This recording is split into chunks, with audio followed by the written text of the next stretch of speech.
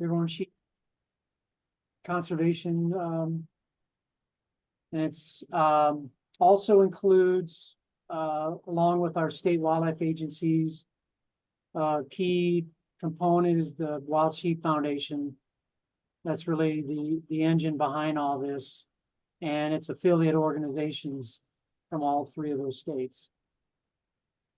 Background to this partnership. Kevin Martin, who was a former public land manager in Oregon and is the current president of the Oregon Wild Sheep Foundation, had just attended the Wild Sheep Foundation's chapter and affiliate summit back in the summer of 21, where he heard great things about the Hells Canyon Initiative. And so he posed the question to us folks in these three states and said, hey, why don't we do this? So the partnership was initiated and formed essentially from a meeting we had starting in January of 22 at the Wild Sheep Show in Reno. And so it's been pretty much 2 years now that we've been at it. This is a map of the geographic area in that green polygon. The magenta are all the occupied bighorn sheep habitat areas in the three states within that Great Basin area. Overall objectives and goals: interstate collaboration with all of us, identify what the limitations and the risk and the challenges to our bighorn herds and their sustainability and restoration efforts, and conduct management actions like test and remove, looking at opportunities for domestic sheep grazing conversions, potential predation management, and hopeful bighorn translocations in the future to restore bighorn herds. A big part of the partnership, and I give a lot of credit to Kevin Martin and Bill London, Bill's with the Idaho Wild Sheep Foundation chapter, is they knew that we needed outreach, especially just like tonight. And they dedicated funding to hire a cinematographer. And so Silverline Films did a super 6.5 minute video that I'm going to show that really encompasses all that's happening in the three states. So here we go.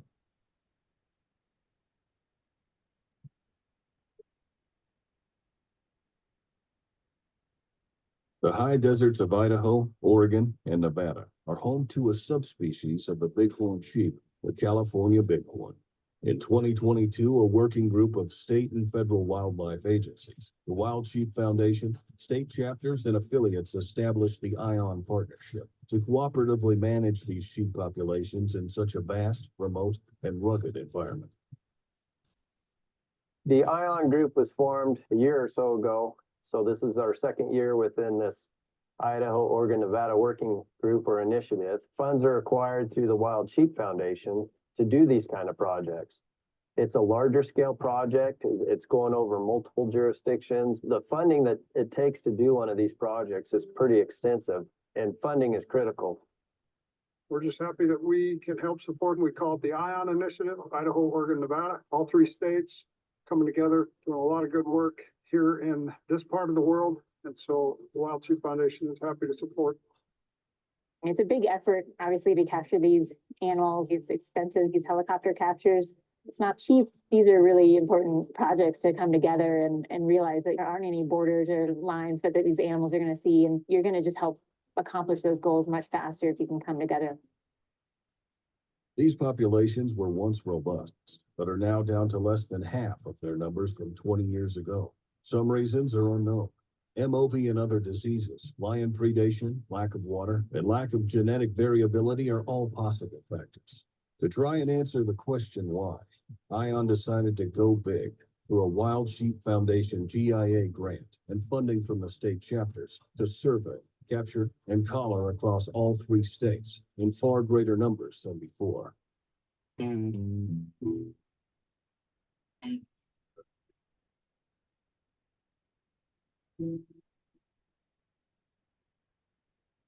We're out here doing a pest and removal capture as an effort jointly with Nevada. We share a herd of sheep that share the border. They've had problems with mycoplasma open pneumonia in the past, which causes severe pneumonia, lots of mortality, and then, poor land recruitment in the following years. So there's been a lot of research going into how to test, what the best protocols are, getting blood, fecal, ultrasound. Also, anytime we get our hands on one, we need to make sure we're getting the most information. With those PCR tests, we can also run a strain type, and that strain matched the Santa Rosa strain. So between the collars moving up and down the herd range that Nevada put out and we put out, and strain type, we were able to document that movement between the states. This is where we kind of targeted in on those herds that aren't doing well. And so this is one of our really strong efforts to help rebound this population. In this herd, it was established from a transplant from the Steens Mountains in 1992.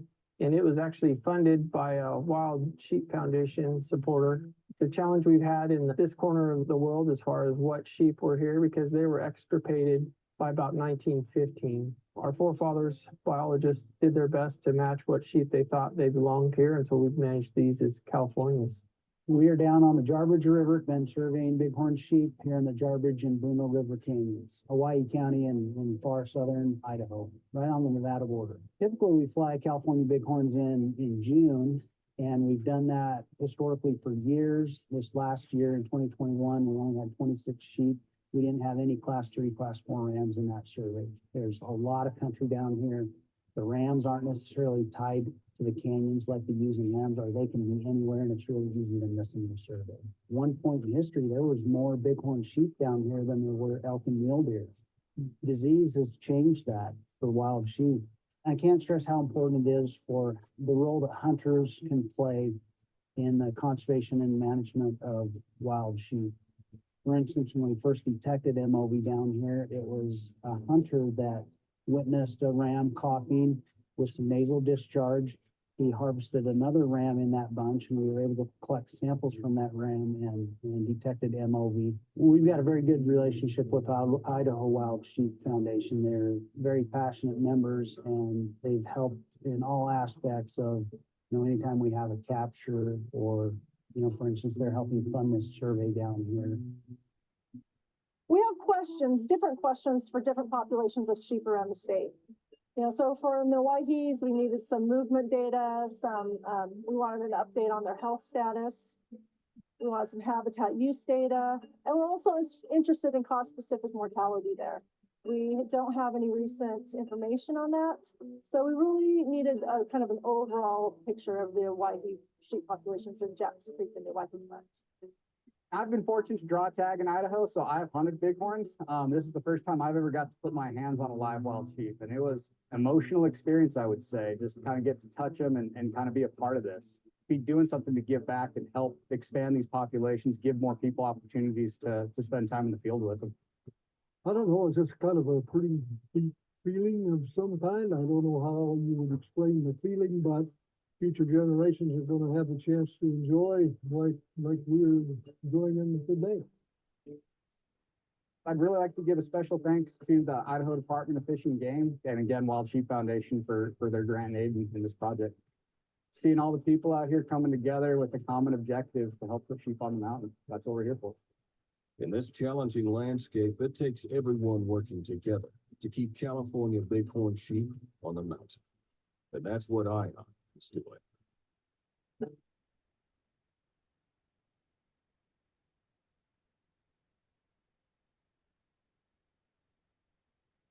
All right, thank you for watching that. And I'm going to hand the keys over to Ed to continue with the PowerPoint presentation.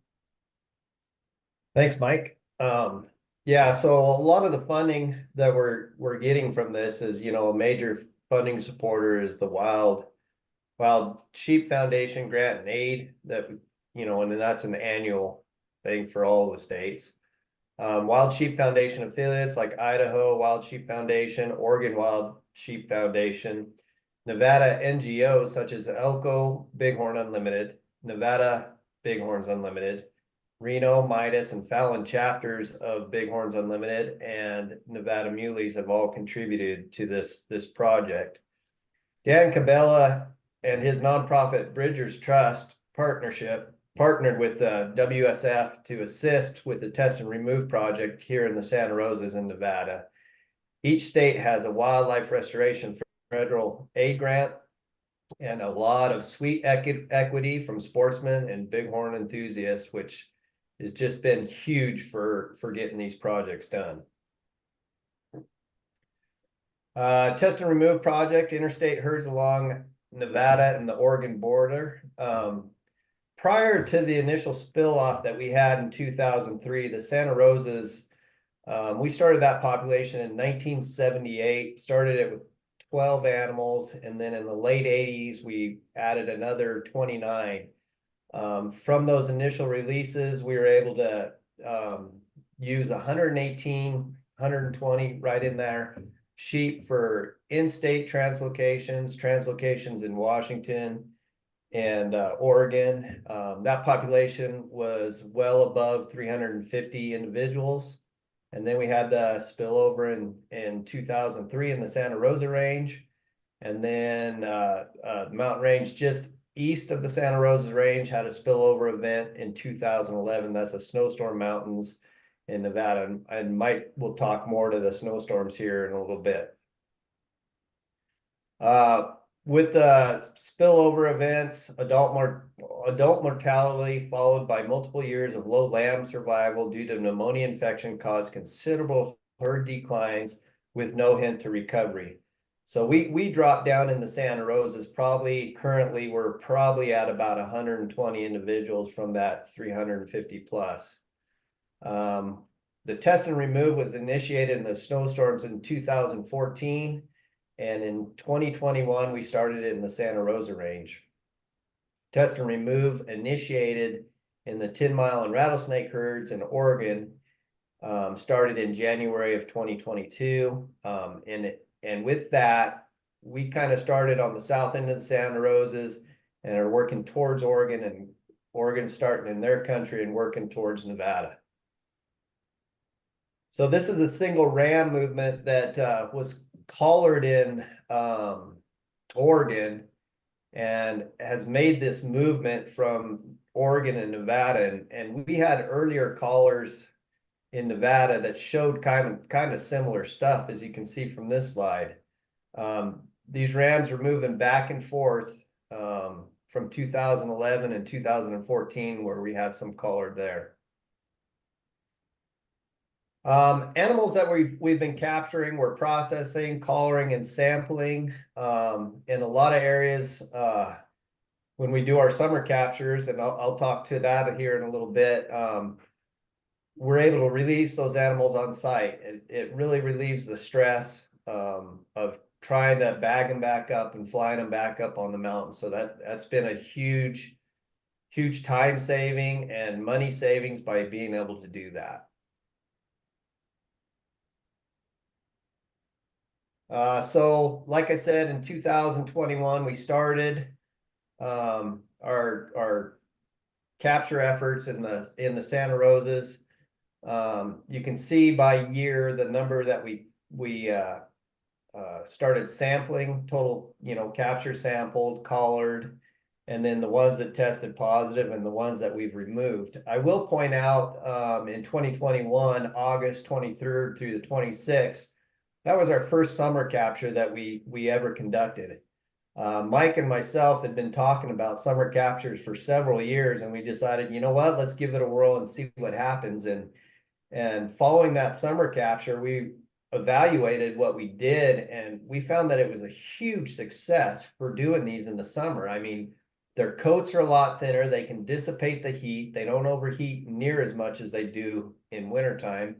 And, their fat content isn't quite as big as, that winter coat and everything. So it's really helped. So we've been trying to do summer captures on top of doing some winter captures as well. And these are all the subherds that we've actually captured in the Santa Rosas and continue to do so. I mean, take home message here is we've actually captured and sampled 110 individuals on that mountain. And you can see we've collared quite a few, and then you can see that we've done both ewes and rams, because a lot of times with these events with MOV, we're finding some of these rams are hanging with the ewe groups, so they're just as susceptible as the ewes are during that time of year. And out of the 110 that we've actually captured and tested, we've had to remove 9 just because they were positive for PCR. So it's not a huge number, and I mean, it's a very small number when you're dealing with it. And you can also see over the years, I mean, we started out strong in 2021 with a number of animals. Well, the further on we go in the years, it's harder to find animals that we haven't tested. So, I mean, I think we're pretty successful on capturing those animals that we need to. And we will keep continuing this effort until we can hopefully clear this population. Yeah, I think that we probably only have had one or two chronic shedders left. Correct. Yeah. And this year, well, just actually this week, we ended up capturing 12 animals, 2 of which we had from the August capture that were MOV positive, and we were able to capture them again on this capture so that we could remove them from the herd. We've made several attempts to go try to remove them from the ground, and we're unsuccessful. So we utilized the capture crew we had at the time to remove those this week. So it's been pretty successful.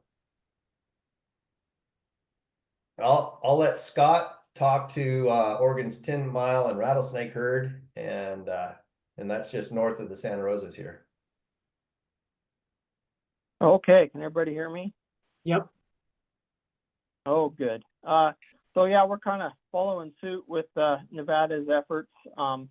Started a year later than them, but we've got a little smaller population as well. Our rattlesnake at a peak was around 120 animals, and our 10-mile herd was closer to 40 or so. And so since the MOV introductions, our populations have dropped and subsequently sample size as well. But we've been right on track as far as numbers go, with a total of 87 animals sampled in over 3 captures. We just did complete our 3rd capture in the rattlesnake herd here in January, and so those sheep were also clear of MOV, at least from a PCR standpoint. We still have our ELISA test pending, so we're waiting on that, but that's good. And then we've also seen some really positive results in our 10-mile herd. There's only a handful of sheep left in there. I think from our October surveys, it was about 17.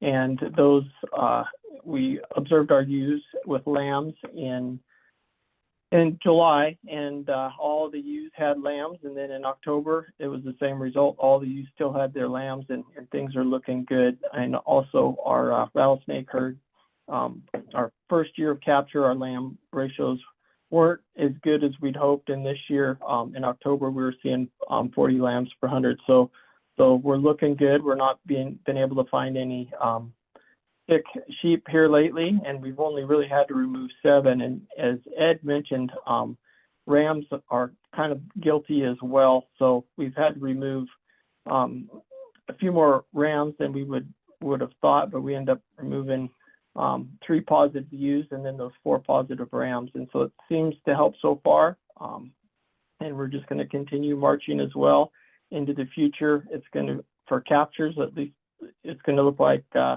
trying to get a hold of some lambs next year to monitor the lambs for both PCR tests and ELISA. And hopefully we're making a difference. Our surveys are sure showing that things are improving as well. Thanks, Scott. Yeah, and I'll just overview the snowstorms. all three of these herds are connected at the hip. We've had known movement of rams, and we actually picked up the snowstorm strain in the Santa Rosas. And luckily it didn't spread too far. It seems to be the most virulent strain in northern Nevada for sure. But this population, it's been over a decade since the initial pathogen spillover in 2011. And we were one of the few states like South Dakota and Idaho that started doing test and remove a decade ago. And we've had our lumps and our success and failures over the years, thinking that we cleared and removed all the chronic shedders, only to find that there was still 1 or 2 left. So 108 total. We've removed several animals, both euthanized, and then probably half of those animals actually went to research at South Dakota State University, where they were intensively studying how the MOVI status would change based on various things that they would do with the animals. So we're hoping to get that cleared at the same time we do with the Santa Rosas. It's one big meta population. All right, we're gonna overview the projects. Many of those had been highlighted in the video, but just to kind of reiterate, Scott, why don't you talk about your effort in the Lower Owyhee? Yeah, so sounds good, Mike. So just a little background on the Lower Owyhee. So that's the 3rd oldest reintroduced California bighorn sheep in Oregon, and it was established in 1965, and it grew up to about 400 sheep. And then in October of 15, we had evidence of a die-off, and we lost about 75% of that population by the next year. And so we had some challenges with the declining population after the die-off. Our traditional helicopter surveys, we struggled to find adequate numbers of bighorns. And so we were just kind of waiting to see what that herd would do before we acted on that. And so part of the effort that I.O.N really helped out with is we wanted to do some additional survey work. So we had the aerial infrared survey conducted, and unfortunately that didn't work out as well as we'd hoped due to terrain complexities, and they were only able to find 2 groups of sheep for a total of 14. And we did our traditional helicopter surveys, and fortunately that year we did turn up a good number of bighorns, about 67. And the big survey that Wild Sheep Foundation helped pay for through the I.O.N grant was a saturated ground survey. And so the intent of this survey is we really needed to answer a question was how many sheep did we have left, so we could move forward with making management decisions on what to do with that Lower Owyhee herd. And so how that works basically is, we had a specific question, how many sheep do we have? And we had this specific need. So we needed a large group of volunteers to saturate that landscape. And there's about 350 square miles of bighorn habitat that's scattered out on a fairly linear landscape associated with the Owyhee River and the Owyhee Reservoir. And so with that landscape divided into 50 kind of subunits, and I broke them up into areas that I felt that one or a group of people could cover in a day within reason. And through Wild Sheep, we had, essentially an all call for volunteers, and Wild Sheep really stepped up to manage the volunteers and solicit people to help out for the project. And we had folks coming from Oregon, Idaho, and Nevada, and I think even Washington. And we ended up having about over 100 people showing up for that survey. And so one other part of and there's several other parts of the survey that were very successful as well. Part of getting that number of volunteers was funding to help pay for mileage. So about 80% of the volunteers that participated in that survey were paid mileage for their travel, and that was really helpful. in getting a younger crowd out there that, you know, may not have the discretionary funds to travel to the lower Owyhee, especially if you're coming from the west side of Oregon. You know, it's a good 8-hour drive and stuff. So that really helped get people on the ground. And then I think just the advent of mapping technology that we all have on our phones now. So primarily I created these layers and then converted them to, I think they're KML files that can be read on Onyx maps. And so I would send individuals their survey area on Onyx, and it worked out great. So it was very successful. We ended up seeing 82 individual bighorns. We did have one group of 2 that was observed twice, but we were able to sort that out. And also we did a distance sampling model where we had folks record the location of where they were when they observed the bighorns and their estimated location of the bighorns to give us a population estimate with confidence intervals. And so that brought us up to 92 for a population estimate. So it was a really, really great opportunity and a great survey effort to compare those 3 surveys in that especially complex terrain. Thanks, Scott.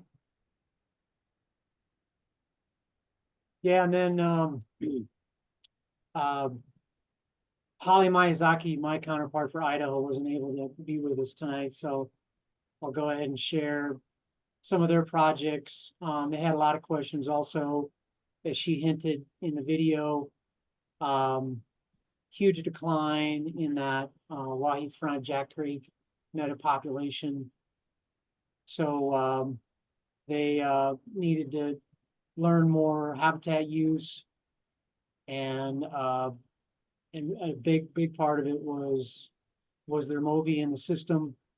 So the I.O.N funding helped pay for captures and putting collars out, and then hopefully all that will help formulate some management actions to take and help recover that herd. Hey, Mike, sorry to interrupt, but Chell Curtis with Idaho Fish and Game, I saw her on the Zoom call, so she could probably speak up if you need a local perspective. Yeah, if there's any current information on the status of the effort, I'd love to have that shared. I'm driving. Can you hear me though? Yeah. Okay, so quick update. We just did our captures a couple weeks ago to supplement the stuff that we got in our first year.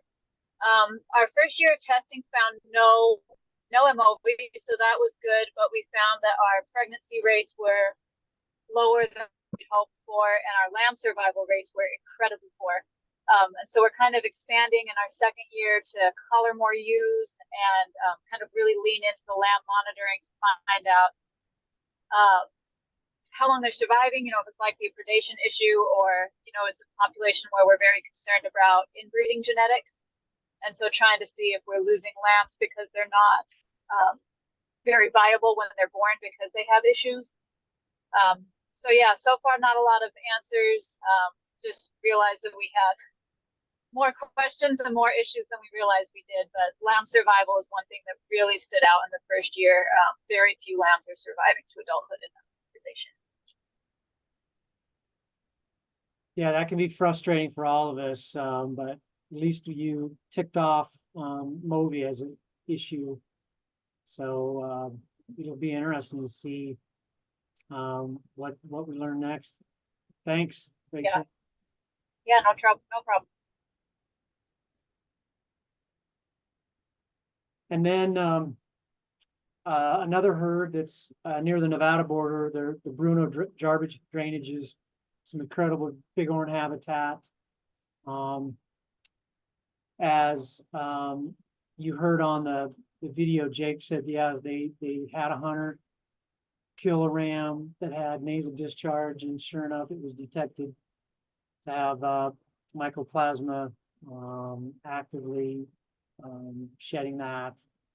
So that herd has been declining, and so as with the other herd, they're needing to get in there and sample and collar and see what extent the pathogen spillover is and see if they might, may consider a test and remove at some point. So that is pretty much all we have for tonight. And really appreciate sharing what we're all doing regarding the I.O.N partnership. Thanks, Amanda.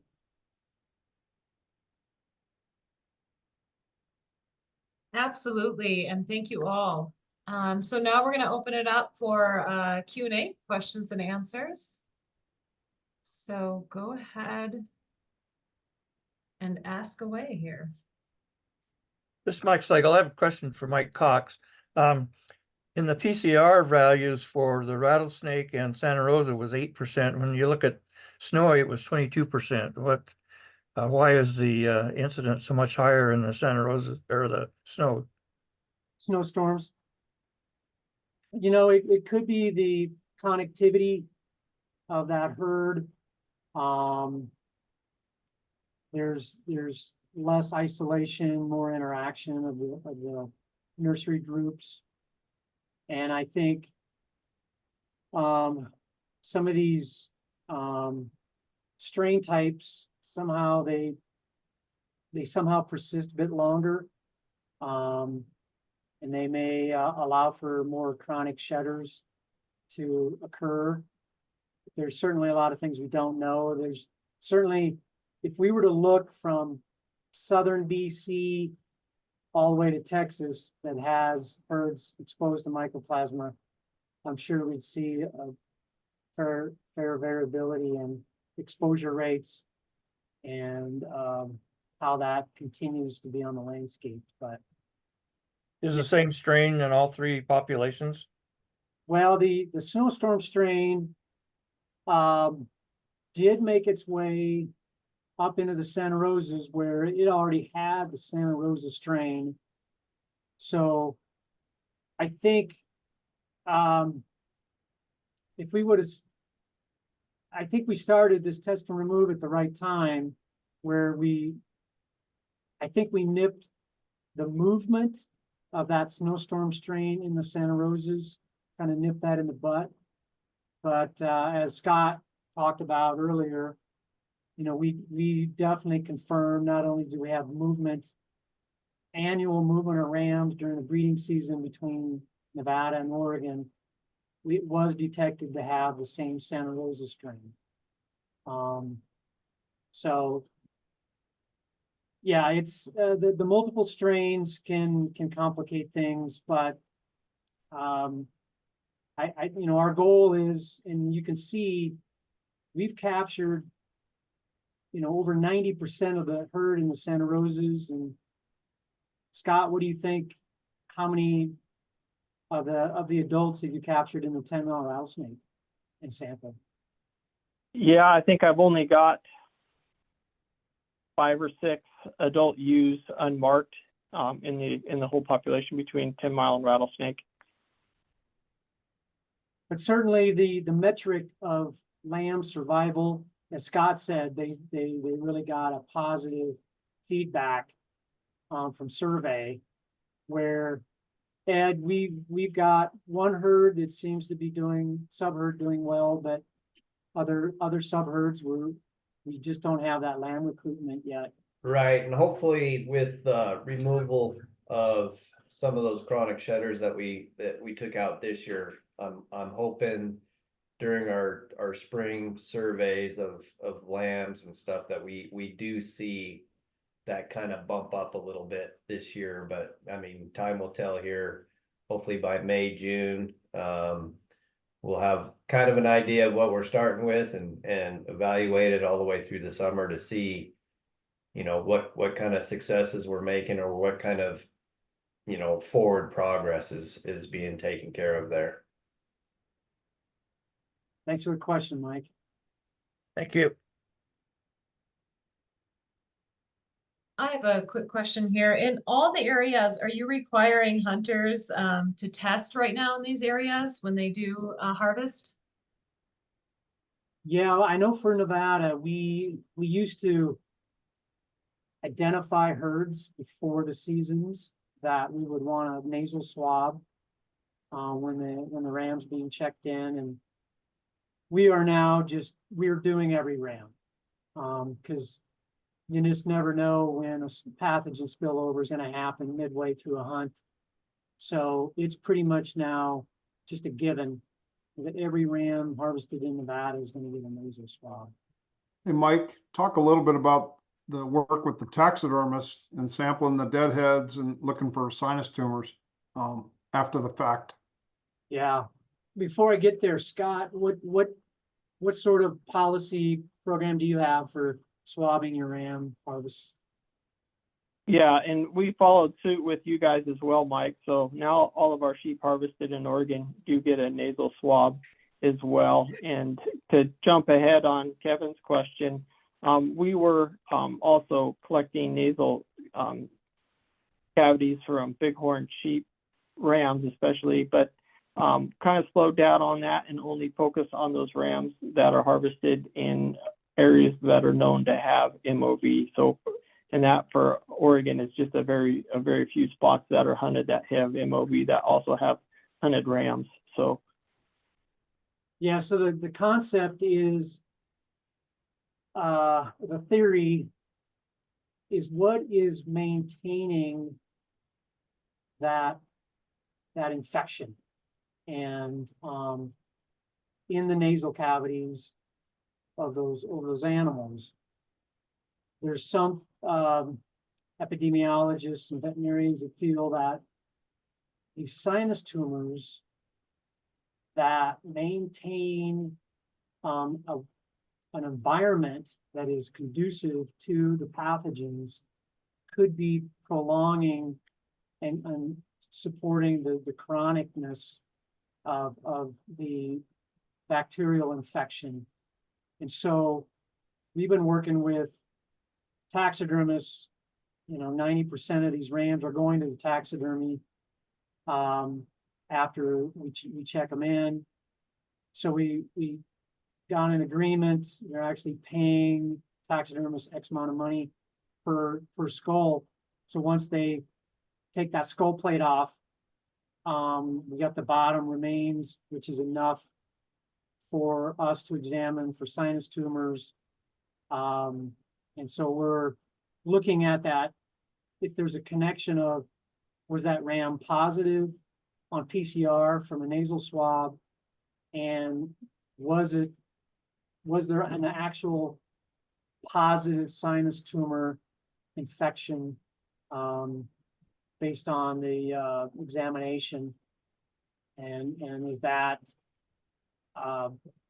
what could be contributing to animals that continue to be chronic shedders for really some of them their entire life, and in some herds, I know in Colorado, they never did any test and remove, but they had some of these ewes die of old age that were 13, 14 years of age, probably were one of the chronic shedders, and then all of a sudden the herd starts to have ram recruitment.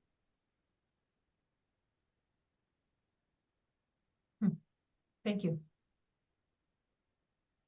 Something I was going to mention, and I saw Kevin Martin was on, but he dropped off, the Oregon chapter president. But Amanda put the link in the chat, and this is being recorded, but I wanted to make sure Basecamp, which is one of our internal communication network tools for chapters and affiliates, Julie Tripp on our staff just sent one out yesterday, I think, about this conservation impact document.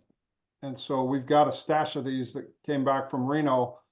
And so if, Carl, I'm thinking about your guys' banquet, and Mike, I think Bill London's already been in touch trying to get a bunch of these to have at your guys' banquets, especially in the Idaho, Oregon, Nevada chapter and affiliate realm. And so Julie's the contact person to get those if anybody needs a bulk supply.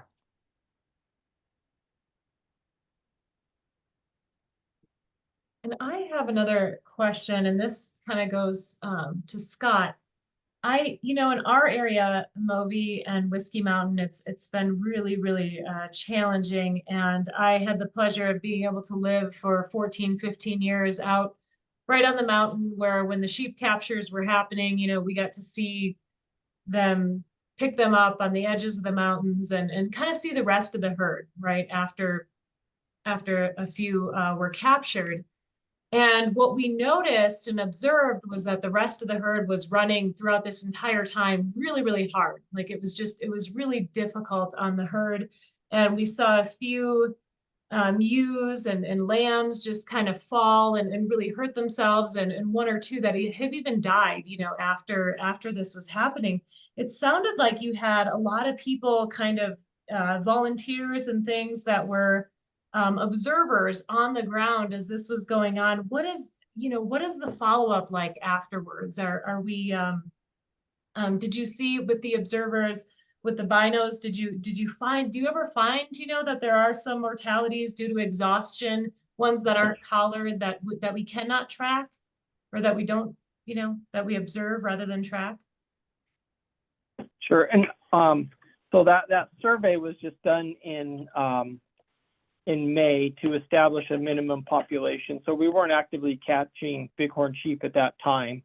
So it was just, you know, having the volunteers on the landscape to assist with getting a population estimate and not during capture. So, and one thing I did not mention is, you know, with that population survey that the volunteers helped us, it gave us a population estimate that we could move forward with test and remove, and we did start that this January and put 50 collars out on the landscape to help with that first year of test and remove. And as far as you know, your question regarding capture and it being tough on animals, it definitely is, you know, a challenge. You know, it's a lot of work for the helicopter crews and for us as biologists to make sure that we're being cautious and not running these sheep too hard. And there's going to be some loss when we're capturing sheep with helicopters, and it's unfortunate, but it's a physical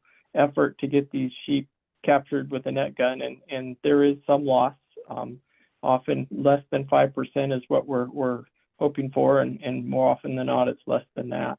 Hey, So, Scotty. but over time, those sheep do group up.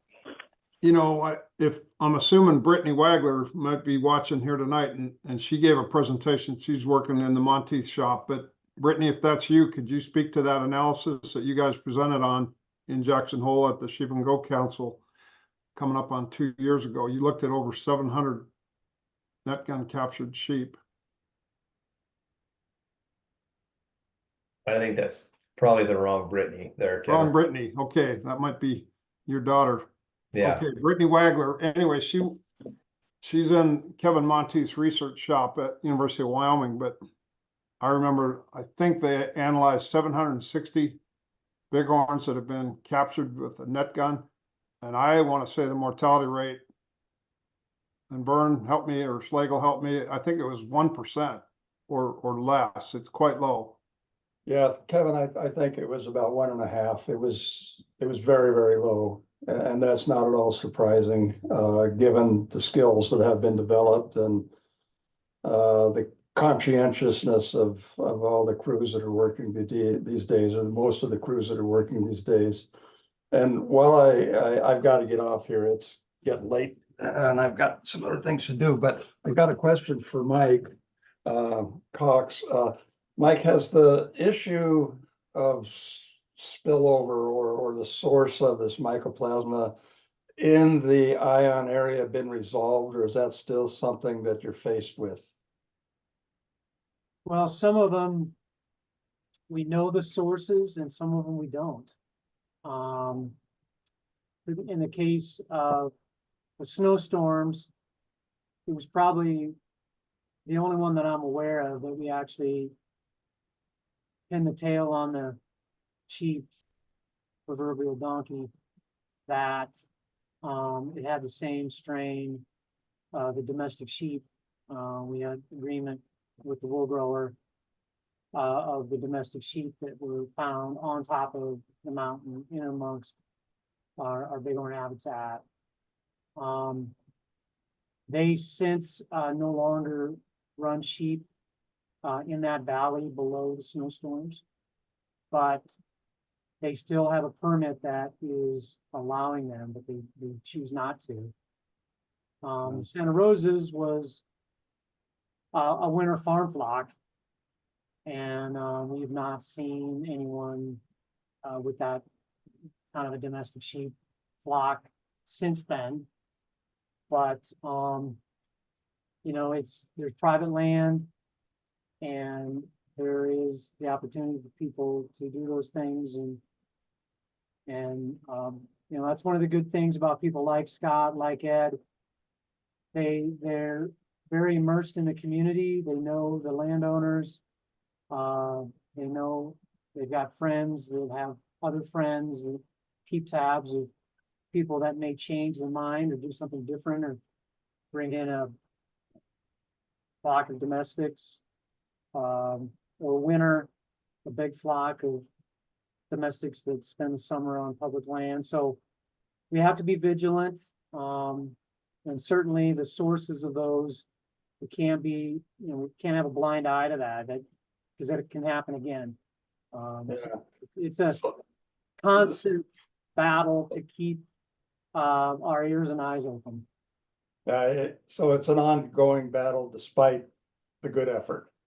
Yeah. You gotta look forward and backwards. You gotta have eyes on both sides of the head. Yeah. You got rid of a few donkeys up near Winnemucca this week. Congratulations on that anyway. I gotta go. Good job, guys. Yeah. Be safe. I also need to go, but I want to, in fact, the Rocky Mountain Goat Alliance is having a webinar in 5 minutes, and it's going to be Michelle LaBarre with Working Dogs talking about what they're doing and seeing if there's anything to be done in the mountain goat realm. So I just wanted to thank Mike and Ed and Scott for doing this, Amanda for setting this up, but thank you guys. Good I had one effort. comment for Amanda. Most of the helicopter pilots involved in net capture work are versed in the issue of overheating the sheep. So they usually have a time frame on how long they'll chase a specific animal to capture it. And if they don't get it in that set time, they pull off and look for something else. Wonderful. Thank you for that. I just, you know, this was about 10 years ago, and I just think the technology has come a long ways in the last 10 years. So it's incredible just to hear this, the advancements that are being made and those temperature checks. So thank you for your due diligence and doing all of this. It's incredible work. Yeah, and just veterinarian on all the captures I've been on here recently. So they're closely monitored once they're brought in. Yeah, just to add to that, I was just gonna say that very thing, that, you know, once they get to our base camp, we're keeping a real close eye on them, cooling them, you know, if they're overheated, you know, and I've got to put one more plug in for those summer captures, because they're just hugely different than those winter captures with those heavy coats. It's just made a huge difference for us.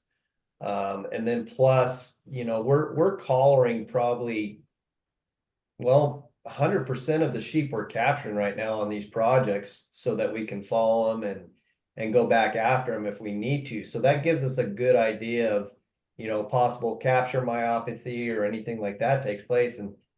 And realistically, I haven't seen capture myopathy on our captures that we've done. It's more been, you know, either disease or predation that's, you know, been the issue here. So A lot of the capture myopathy was back when we were using the narcotic drugs, which, you know, slows down the respiration, and it just adds to the problem of heat.